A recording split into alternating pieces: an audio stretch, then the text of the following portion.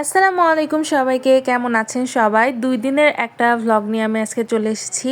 তো আজকে আমাদের ভার্সিটি ক্লাস শেষে আমরা সব ফ্রেন্ডরা মিলে এসেছিলাম হচ্ছে সাগুপ্তাতে ফুচকা খেতে।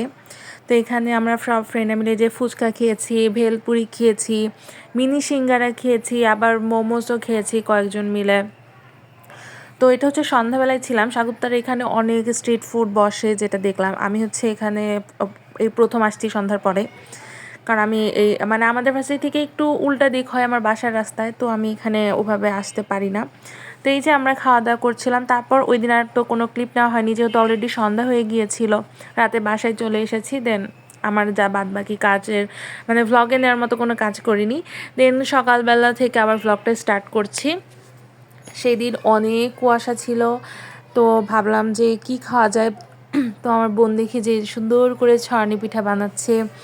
তো আমি হচ্ছে কয়েকটা আমার নিজের জন্য বানালাম, কারণ আমার নিজেরটা বানাতে আমার ভালো লাগে। আর এখানে হচ্ছে আমি বানাচ্ছিলাম, আবার একটু একটু করে ছিঁড়ে ছিঁড়ে খাচ্ছিলাম। মানে এটা হচ্ছে গরম গরম খেতেই মনে হয় বেশি ভালো লাগে।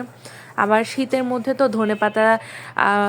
ধনেপাতা যেহেতু অ্যাভেলেবেল, ধনেপাতা দিয়ে চ্যাপা শুটকি ভর্তা করেছিল, অসম্ভব মজা হয়েছিল।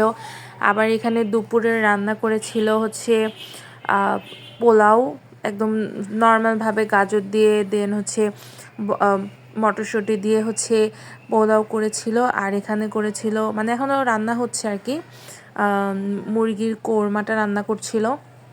পোলাওটা রান্না করে হয়ে গিয়েছে।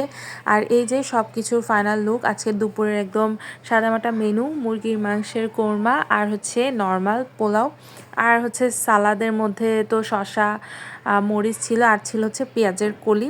তো আমি এখন খাওয়া দাওয়া করে নিব। এই যে আমি আমার প্লেটে একদম সুন্দর করে সাজিয়ে নিয়েছি, যেভাবে একদম মানে আমার যা যা একদম পছন্দ।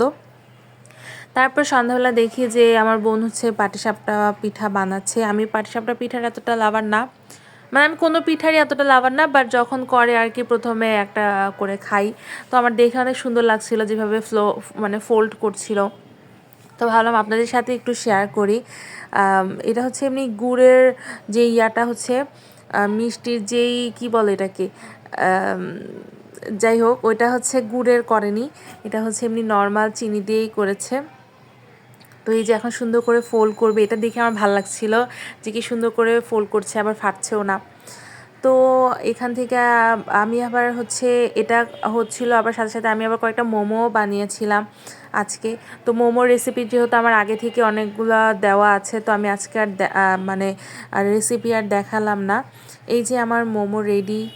তো আজকের ব্লগটা আর বড় করলাম না, আশা করছি আপনাদের ভালো লাগবে। ভালো লাগলে অবশ্যই আমার চ্যানেলটা সাবস্ক্রাইব করে দিবেন, আর আমার ফেসবুক পেজটাতে ফলো করে দিবেন। ভালো থাকবেন সবাই, আল্লাহ হাফেজ।